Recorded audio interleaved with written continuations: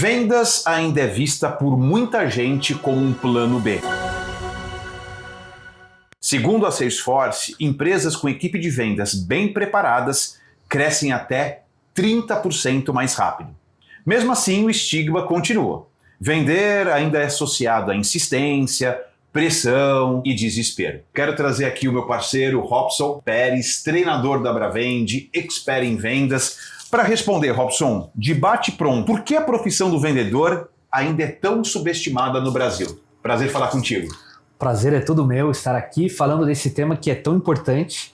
Vendas é uma das principais profissões, né, que movimenta a economia, gera receita nas empresas. Vendas está em todo lugar, né? Tem gente que vende sem saber que está vendendo, mas se for olhar para a formalização da profissão, realmente acaba sendo aí uma das que as pessoas menos querem ser vendedores, né? E por quê?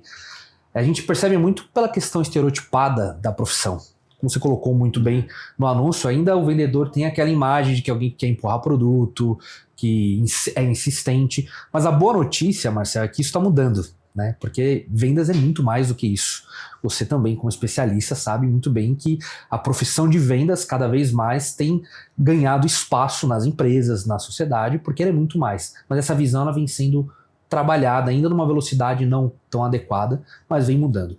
Um ponto importante que por que, né, que as pessoas não querem tanto ser vendedores? Além dessa questão do estereótipo da profissão, a venda ela fica como um plano B porque muitas vezes o vendedor precisa lidar com rejeição, o vendedor precisa lidar com não, o que é desconfortável. E um outro ponto, né, no começo da carreira, muitas vezes o vendedor vai ter uma remuneração só variável, um pouco mais baixa, então ele se sente inseguro. Será que eu vou conseguir o resultado que eu preciso para ter uma remuneração adequada?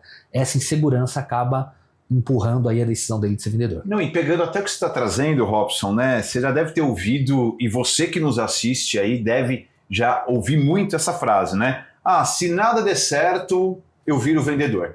O vendedor é sempre o ex alguma coisa.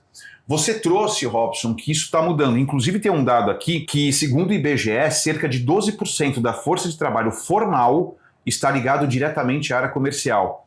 Mas poucas universidades oferecem hoje uma formação em vendas.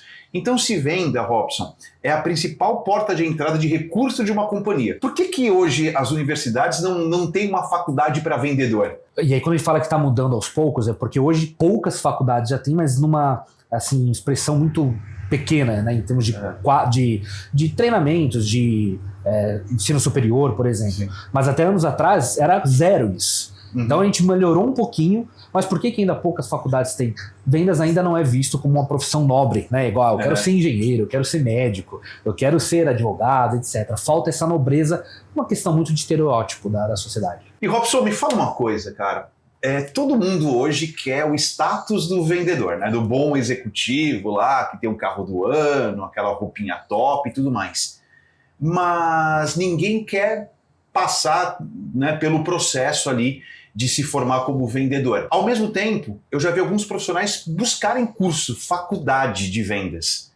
E aparentemente não tem no mercado. Então eu te pergunto, cara, por que não existe hoje uma formação como vendedor? Excelente pergunta, Marcel. Realmente a profissão de vendas, né, por muito tempo foi subestimada e não tem uma formação em vendedor. Você encontra a gestão comercial, eu mesmo sempre atuei com vendas e sou formado em comunicação social. Sim. Fiz publicidade e propaganda. Eu também.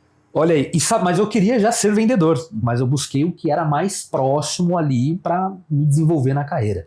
Então não tem realmente. Por quê? Falta realmente o status, né, do profissional de vendas por um lado. Então as instituições não tem um curso reconhecido pelo MEC, mas ao mesmo tempo o status da profissão existe quando você vê um vendedor muito bem sucedido. Né, o cara que mais ganha na empresa. É lógico, ele é o que mais ganha, mas é um dos que lidou aí com grandes desafios também, teve que lidar com a rejeição por muitas vezes. Correu o risco de não ter, inclusive, muitas vezes uma remuneração fixa ali, porque ele vive de variável, de comissão. Então, todos esses pontos ainda geram na sociedade essa imagem, né? Ser vendedor. Bom, para eu ser um bom vendedor, para eu ter bons salários, eu tenho que ser um cara muito fera em vendas. Se eu não me sinto seguro, se eu não estou muito bem para lidar com rejeição, será que eu corro esse risco? Ou eu deixo quieto? Ao mesmo tempo, vou procurar uma formação, não tem. Então é melhor eu deixar como um plano B. Se eu tentar alguma coisa ou outras frentes e não der certo, eu posso tentar ser vendedor. Olha que curioso como as coisas se distanciam aqui nesse sentido. E falando em formação como vendedor, né, você deve saber muito bem, Robson, que aqui na Bravend, né, nós temos treinamentos corporativos para trabalhar todas as técnicas e habilidades de um vendedor de sucesso, de um vendedor aí de alta performance. Mas aí, Robson, eu quero também falar do efeito contrário, porque muitas pessoas se dizem que não querem ser vendedores. Falar de venda, não, pelo amor de Deus, não, vendas de toda forma não faz sentido para minha vida. Mas essas mesmas pessoas, elas se vendem o tempo todo. Como é que é esse paradoxo, cara? Às vezes ele não sabe, mas é vendedor, né? Realmente não percebeu. Tá o tempo todo vendendo. Vendendo o quê? Vende a sua ideia, vende a sua imagem. Se você vai participar de um processo seletivo, você tem que vender ali que você é o melhor candidato. Ou numa empresa, você precisa vender para um líder, para um gestor, um projeto, uma proposta, algo. Então, o tempo todo a venda acontece.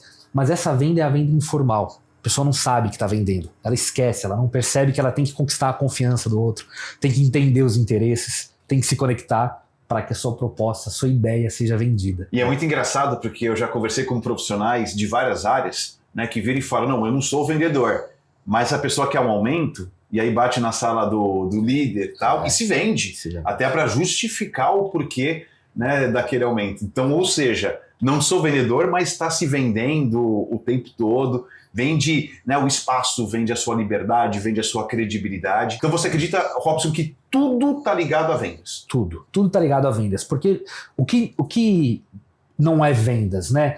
Quando você não tem realmente que, claro, defender alguma ideia, você não tem que conquistar alguma coisa, você não está vendendo. Mas quando que a gente não está defendendo uma ideia? Praticamente nunca. Praticamente nunca, né? Você está o tempo todo ali buscando a promoção ou uma aprovação ou entendimento, eu quero te mostrar o meu lado, a minha visão. Então o tempo todo vendas está em todo lugar. E vendas tem a ver com aprovação, só que muitas vezes, Robson, tem gente que tem medo de vender, medo da rejeição, de parecer insistente. Então assim, para a gente fechar, dica, como eu posso vencer esse bloqueio, Robson? Primeiro ponto, Marcelo, essa pergunta é maravilhosa, né? Inclusive, a maior parte dos vendedores temem muito a parte da prospecção, o início da venda, que é onde tem o maior índice de rejeição. Se você olhar ali, o vendedor até ele aceita atender um cliente que já procurou, que já veio com alguma intenção, mas ele iniciar o processo, é onde o índice de rejeição é lá em cima, ele evita ao máximo. Até esse é um dos principais motivos que muitos procrastinam, né? Ele já é vendedor, mas ele evita entrar em contato, evita ligar. Por quê? E como que eu faço para minimizar isso? Primeiro é saber, gente, a rejeição não é para você. Faz parte do processo. Quando você está fazendo uma venda, às vezes você está interrompendo o momento de alguém, a pessoa não está esperando aquilo, ou mesmo que ela está esperando, ela tem os motivos, os interesses dela. Se eu não entender quais são os seus motivos, os seus interesses, eu não consigo conectar a minha mensagem. E pode ser que você vai rejeitar o que eu estou ofertando. Vender menos produto, mais pessoas. É isso? Mais pessoas, mais conexão. E ter um ponto muito claro, a rejeição não é para mim. Você não está me rejeitando. Às vezes você não está pronto para adquirir esse serviço, e eu não consegui te mostrar valor nisso, mas não significa que você está rejeitando o profissional. É essa decisão. E o vendedor leva isso para sua própria identidade, né? Está me rejeitando. E muitas vezes não é o momento do cliente, pode ser, né, de comprar aquela solução. E eu acho que tem que separar esse joio do trigo. Isso é bem interessante. O que ajuda muito vendedores a lidar melhor com a rejeição, a gente costuma dizer, até pode ser um pouco polêmico, né? Mas o vendedor, quanto menos ele quer vender, está ansioso, mais ele vende.